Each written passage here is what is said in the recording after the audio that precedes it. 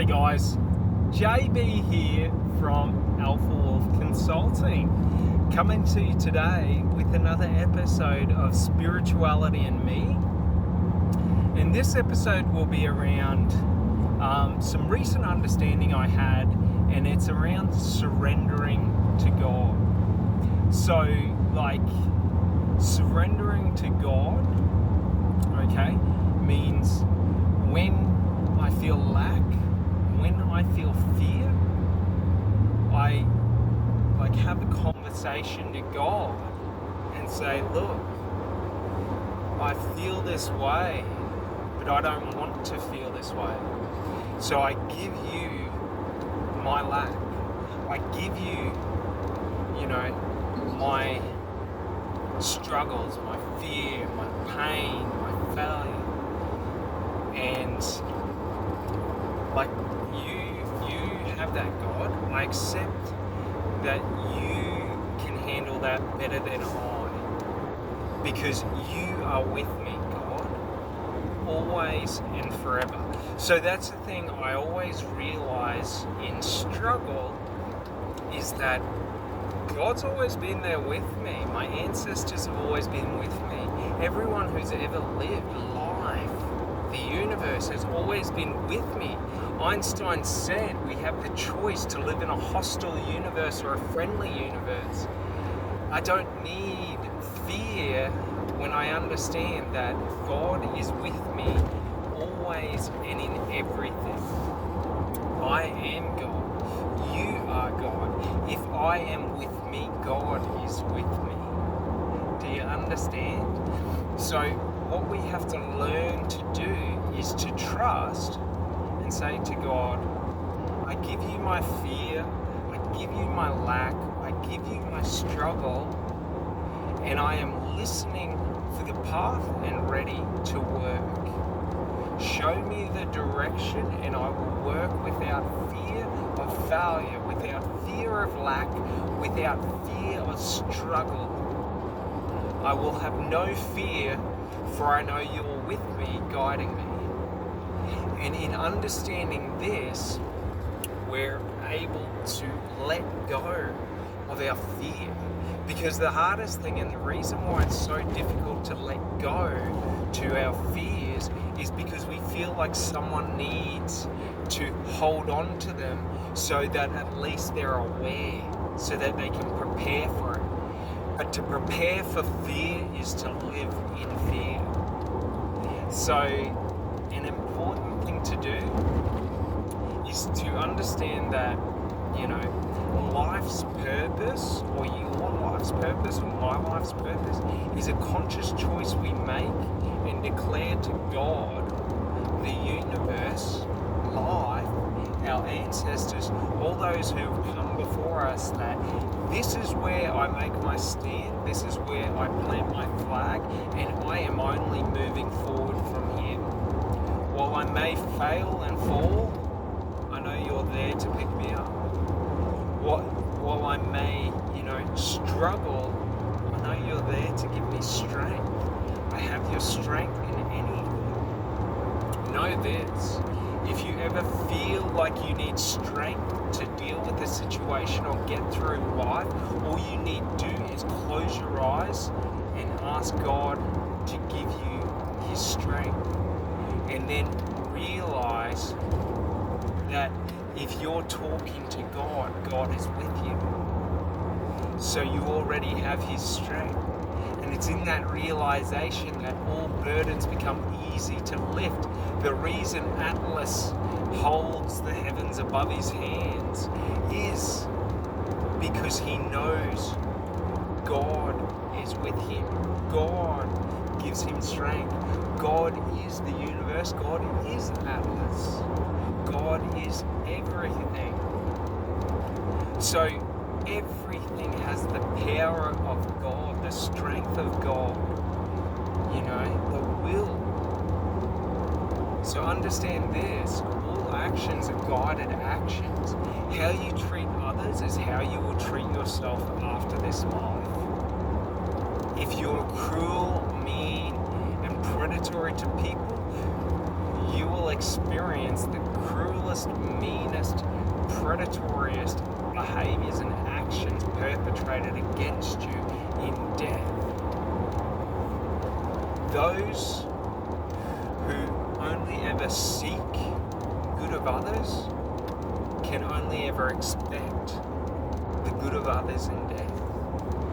So if you perpetrate in life only ever good deeds to others, and you look to empower and uplift people and make them happy and inspire them instead of controlling them, in death you will feel every one of those actions you put out. Do you understand heaven and hell? Heaven is experiencing every good deed, every courageous thing, every empowerment you gave.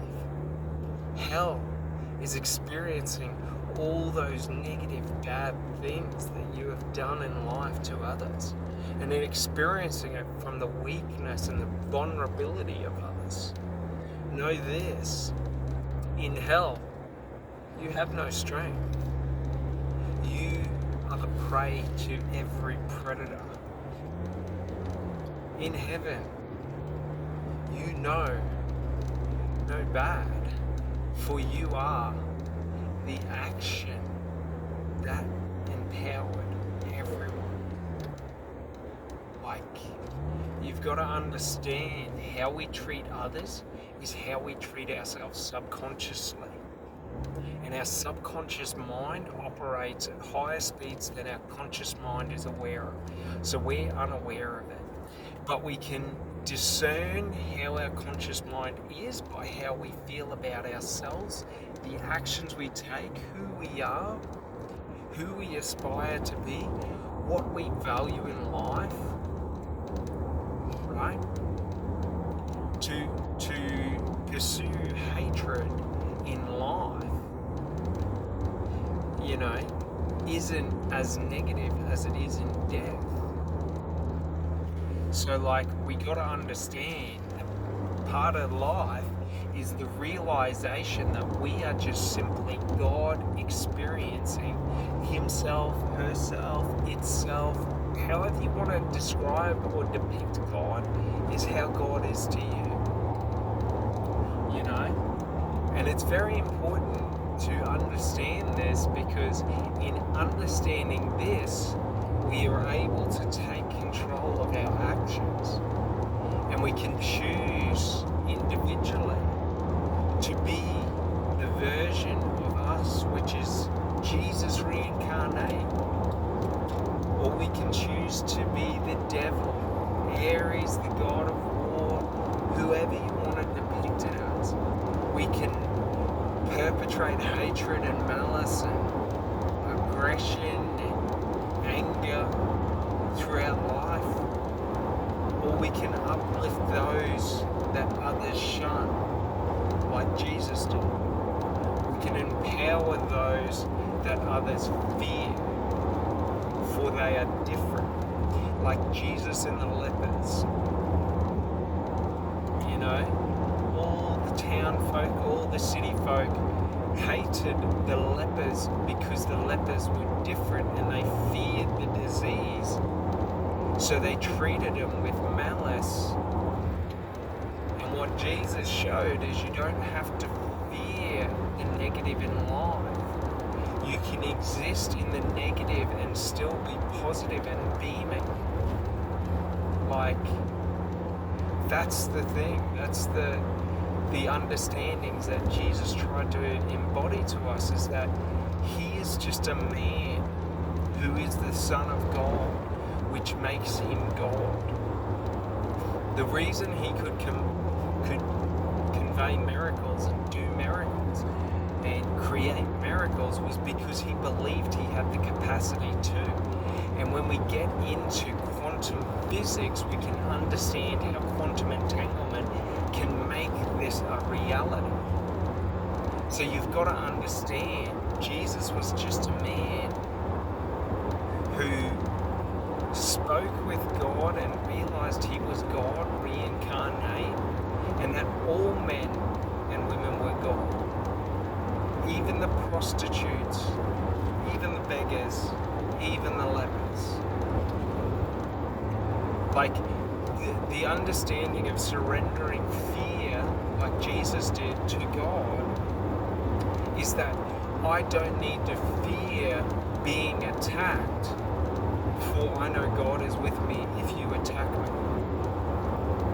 Jesus was not a soft person, but he said always turn the other cheek.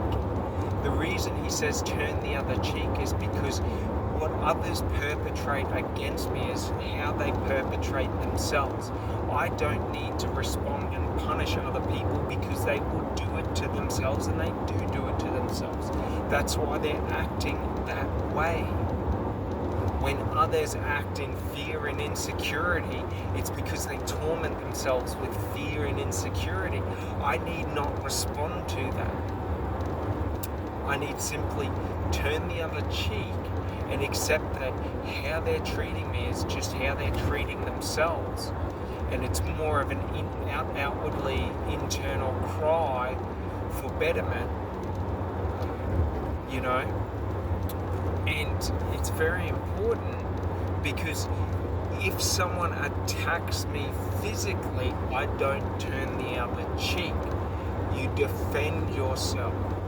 Jesus never said, thou shalt not kill. He said, thou shalt not murder. To murder is to kill someone, okay, where there is no need. If someone decides that they want to perpetrate hatred, prejudice, and anger and aggression towards me and try and attack me, I have to defend myself. For God helps those who help themselves. If I defend myself in a righteous way, God will always be on my side. If I act against my internal nature, and I act against how I wish to act, so for example, I give into, vengeance, and, I seek to extend pain and to perpetrate additional terror, then that is what will be perpetrated against me by me. So if I want to live a peaceful, calm life, I must be peaceful and calm until aggression and anger is the only result. So to turn the other cheek is to not let other people's actions affect your internal state of being. But if they physically affect your physical state of being, you have to defend yourself with everything, with the belief of righteousness. For to do anything else is to accept that you don't trust in God. So to attack in virtueness is to, and righteousness is to attack without fear, okay? Which means I don't need to fear my enemy, and I don't have to kill them. I don't have to fear the attacks. I just need to trust in defending them. And if they continue to attack, I give them every opportunity to stop. Okay? But if it comes to me or them, I choose me over them. So that is what, the Bible and Jesus teach us, because they use words like meek. And meek doesn't equal weak. Meek equals quiet strength, reserved strength, strength without fear. When I have fear and strength, I must attack those who potentially could do better than me. Do you see it in society? When others attack others, i.e. war, it's because they have fear. Now, the problem with fear is a weakness, because fear limits your ability to hold control. You become more reactive in fear. So in fear, when you show me fear and attack me, if I ever need to or choose to, I can manipulate you quite easily because your logical thinking is very limited in a state of fear. So like all my strength is sapped and replaced by aggression in fear. So while aggression has strength, aggression doesn't have will. Aggression doesn't have fortitude. Aggression doesn't have righteousness. Aggression has anger. Aggression has hatred. Aggression has lack. Aggression has fear of death, fear of failure, fear that I'm not good enough. To let go of the fear that you are not good enough is to unlock your full potential. For if I punch with the belief of 100 kilos of pressure, my body will release 100 kilos of pressure in any given second or given moment of my life. I am only using 10% of my body's muscle mass in full exertion. Know this, if I can put out 20 kilos of pressure, I can easily put out 200 kilos of pressure.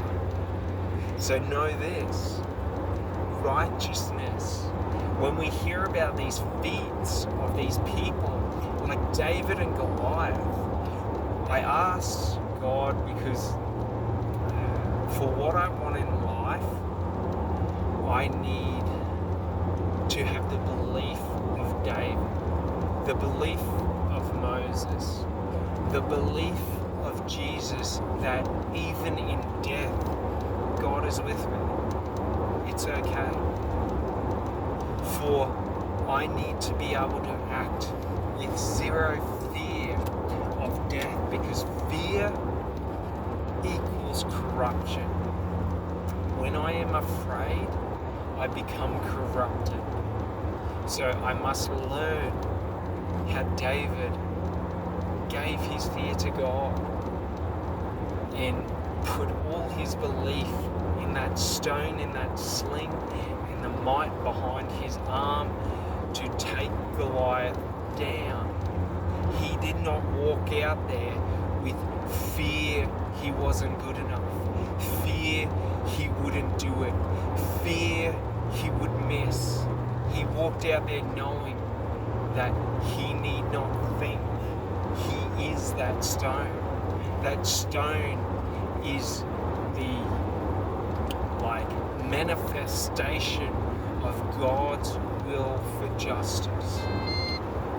And this is important to understand because God doesn't believe in justice.